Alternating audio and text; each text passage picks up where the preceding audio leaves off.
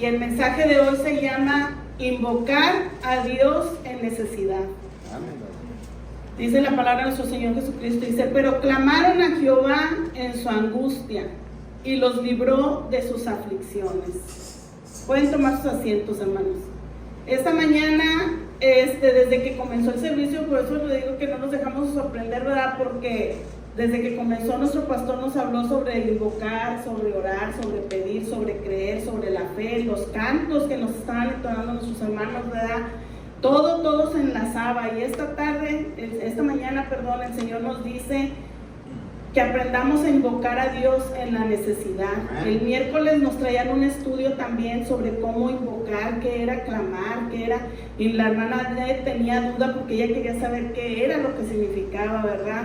Esta mañana vamos a aprender un poquito. El invocar, hermana, es llamar en voz alta, nos dice el diccionario de la Biblia, dice que es invocar en voz alta, clamar a una persona por su nombre, porque gracias al Señor nos dio el reconocimiento del nombre, ¿verdad? De Él, del nombre de Jesucristo, y nos dice que clamar es un grito que se pronuncia con una fuerza, pues, de esa aflicción en la que estamos pasando, de esa necesidad por la cual estamos pasando.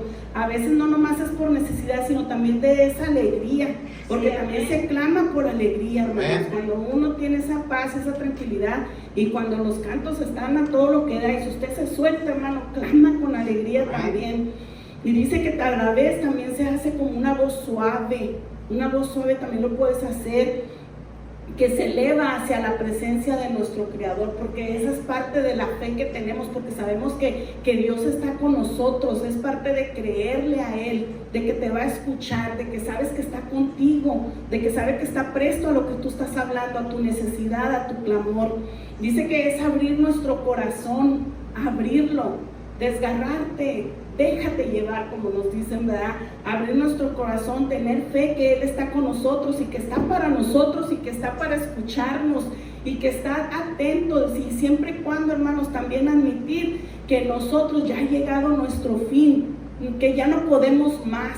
Ahí es cuando más llegas a ese clamor, cuando tú dices: Señor, ya hice toda la lucha, ya peleé, ya anduve buscando aquí, buscando allá, preguntando, y en ese momento que tú dices: ya no puedo, ahí es cuando llega ese clamor hacia Dios, y poner toda nuestra esperanza solamente en Él, hermanos. Y esta mañana vamos a ver 3 pasajes de cuando estuvo Jesús en la tierra, de cómo por oído mucha gente creyó. Solamente de oír, así nos pasó a nosotros. Solamente de oír el nombre de Jesús, las maravillas que hacía por cada persona, es por la que tú y yo y todos estamos aquí esta mañana. Y vamos a ir al libro de Lucas, capítulo 8. Ese aplauso es para nuestro Señor Jesucristo, ¿verdad? Porque Él es el único que tiene la misericordia de que hizo que tú vinieras aquí esta mañana, que te levantó y que te dio la vida. Libro de Lucas, capítulo 8, Lucas 7, me estoy yendo a uno más. Lucas 7, versículo 2, vamos a comenzar allí. Vamos a hablar sobre cuando Jesús sanó al siervo de un centurión. Centurión nos dice que era un oficial del ejército romano, una persona con autoridad, una persona con poder, una persona que tenía dinero porque se les pagaba, ¿verdad? Entonces él tenía un siervo, pero esa persona aquí nos demuestra que a pesar de que él tenía una autoridad, de que él tenía un dinero, posesiones, él tenía un corazón noble, un corazón agradecido hacia las personas que lo servían. Y dice que cuando él supo que su siervo se había enfermado, él se preocupó porque estaba enfermo para muerte, hermanos. Tan grave él lo miró, pero él lo amaba tanto, lo apreciaba tanto a ese siervo, que él ya había escuchado de Jesús. Nada más de oídas, el oficial escuchó de él. Y dice que él mandó a unos ancianos judíos a que fueran a buscar a Jesús. Preocupado por su siervo, dice: ven, búscalo. Y primeramente le dijo: ruégale que venga. Humildad, hermanos, humildad, a pesar de que él tenía un puesto, que él tenía un nombre, porque tenía un nombre. Se le hablaba como Señor, centurión, con respeto.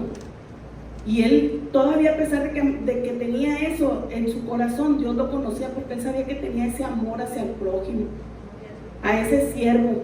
Y dice que mandó a los ancianos judíos a que le rogaran para que vinieran a sanar a su siervo. Y cuando ellos se presentaron a Jesús, dice que le rogaron esa solicitud que el centurión les había encargado. Pero no solamente eso, hermanos, sino que ellos abogaron por él, porque él era una persona piadosa, era una persona que transmitía amor.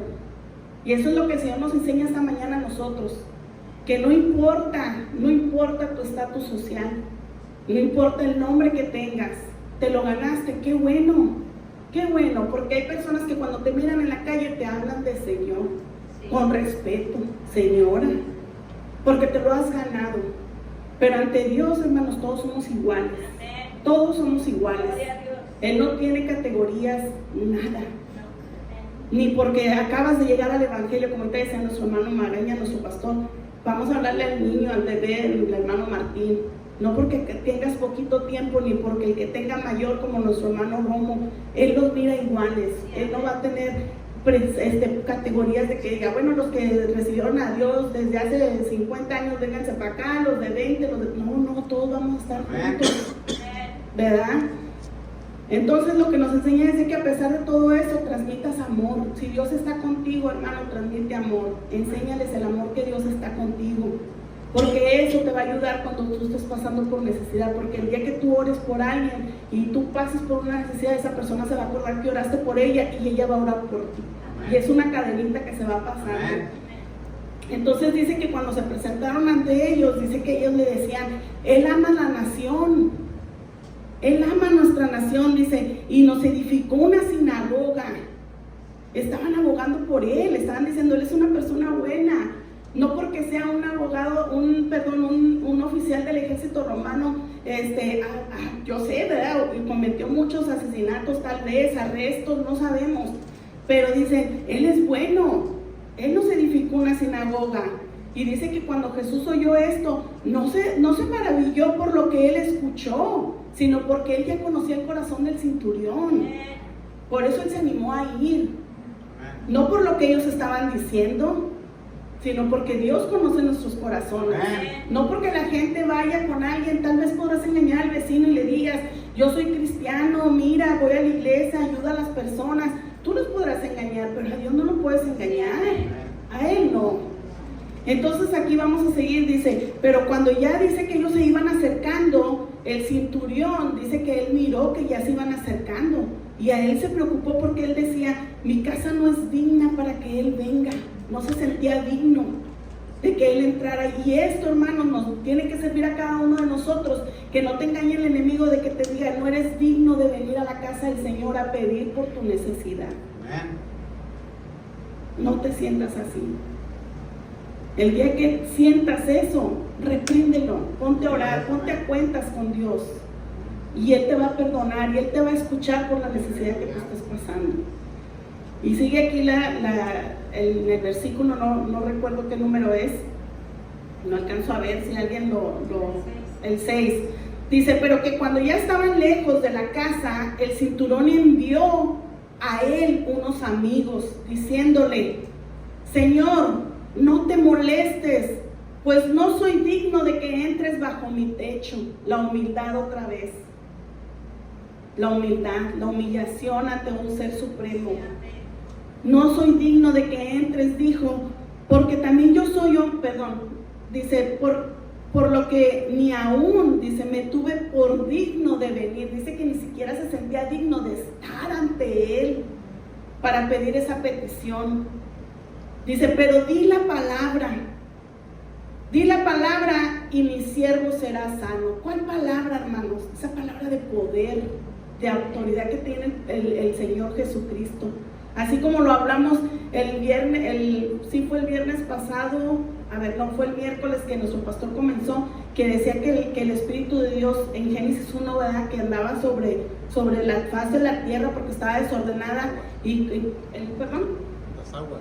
sobre las aguas, y luego dice también cómo fue en Génesis, cómo fue Dios con su palabra nada más separando la luz de la oscuridad, el agua de la tierra, cómo se fue formando todo, nada más con la pura voz de Él, porque con Él tiene el poder.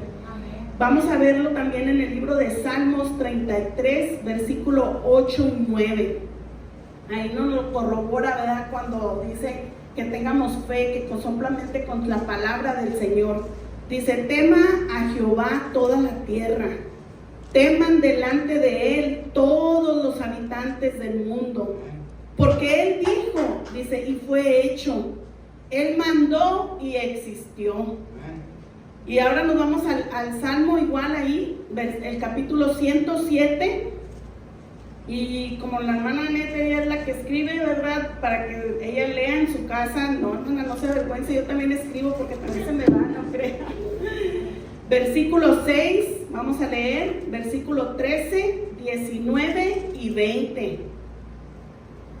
Y ahí también nos lo corrobora el Señor, que sigamos clamándole a Él, dice la palabra del Señor. Salmo 107, versículo 6.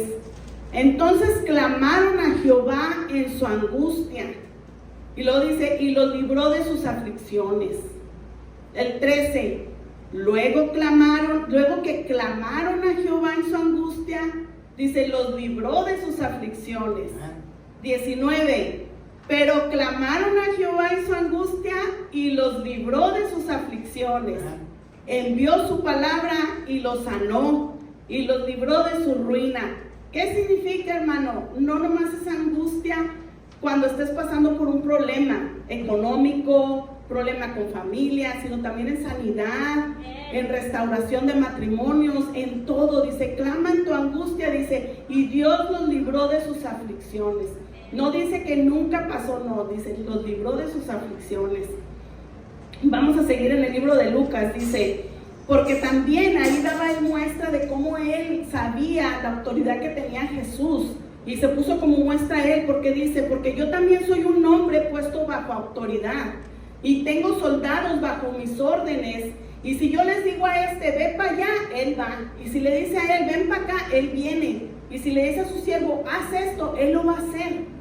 Dijo, por eso yo sé que tú, ahí es donde él creyó, puso su fe en acción. Dijo, porque sabe a él que al momento de que Jesús dijera solamente con su voz que su siervo fuera sanado, su siervo se iba a sanar. Cuando dice que cuando Jesús escuchó esto, él se maravilló de su fe, hermano, de la fe que él puso.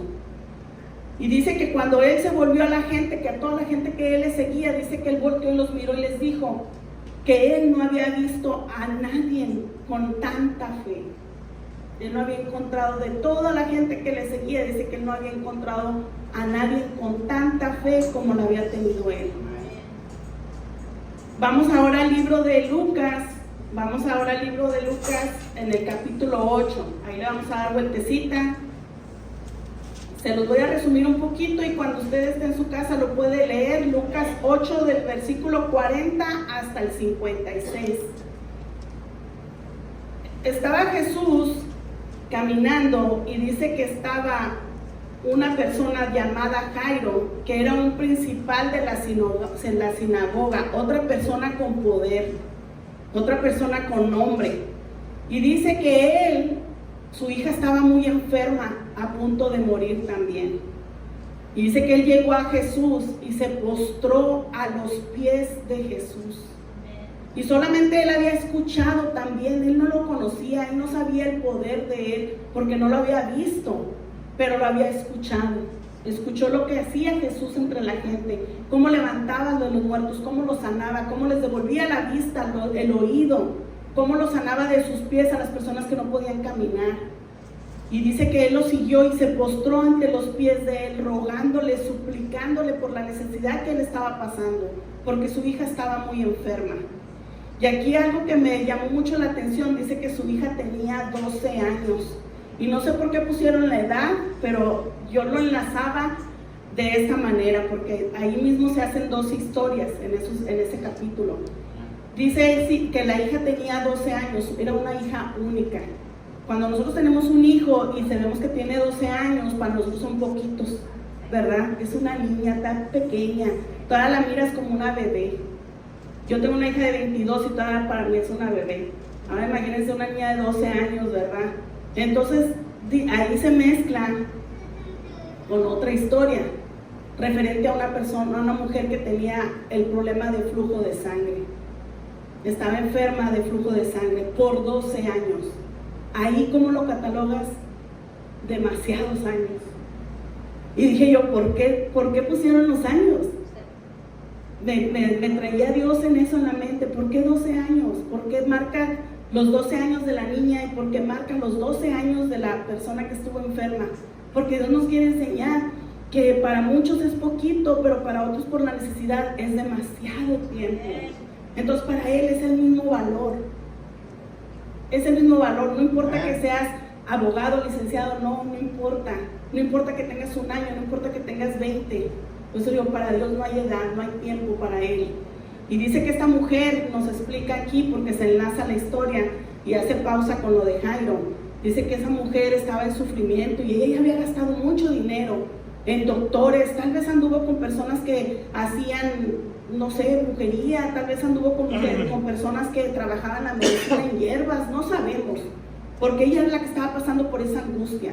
Y cuando estás así, hermano, era lo que ahorita hablábamos, de que cuando ya clamas es porque ya buscaste aquí, y llegas a un punto que le dices a Dios, ya no puedo. Y ella llegó a ese punto, porque ella había escuchado de Jesús.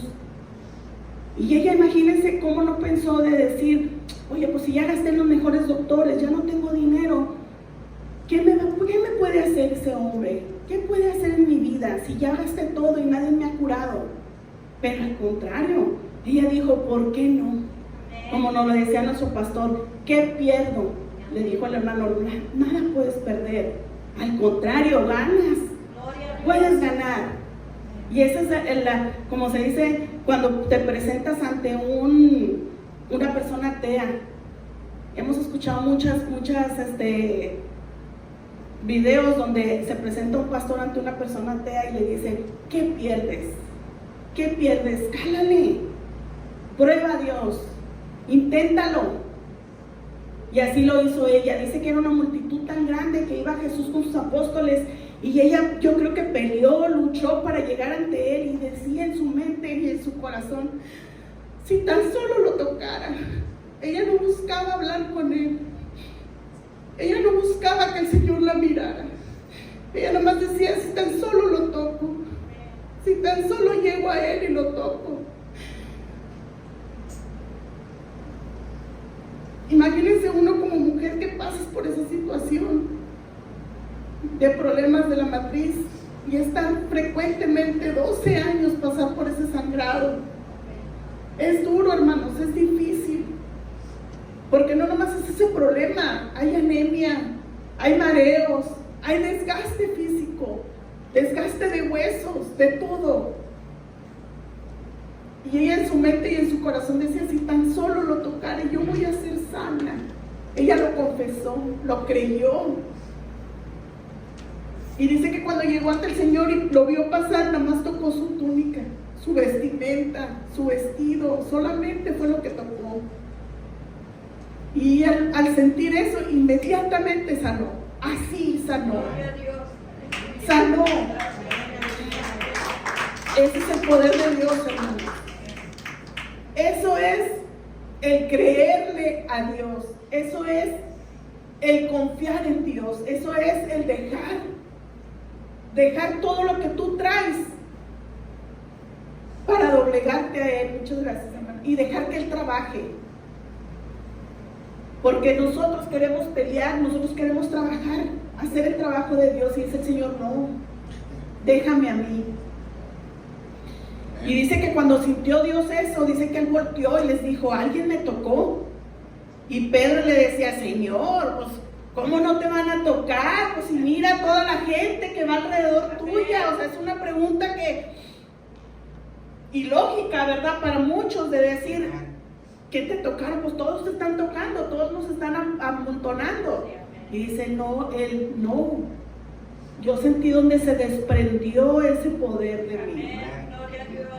Por eso es lo que Él estaba diciendo, alguien me tocó. Porque Él decía, se desprendió poder de mí. Y dice que la mujer se sentía avergonzada porque la habían descubierto, y cuando se presentó ante él, dice que lo primero que hizo fue que se humilló y se postró ante él diciéndole, y no le importó que la gente escuchara y que les dijera que ella estaba enferma. Y le dijo al Señor Jesús, ya tengo 12 años con esta enfermedad y tú me acabas de curar ahorita inmediatamente. Estoy sana. Y toda la gente escuchó. Grande y maravilloso es nuestro Dios, ¿verdad? Cuando usted tenga tiempo en su casa, porque ya se me está acabando el tiempo, en el libro de Hechos, capítulo 9, del versículo 36 al 42, nos cuenta otro testimonio bien grande que pasó de una sanidad por medio de nuestro apóstol Pedro.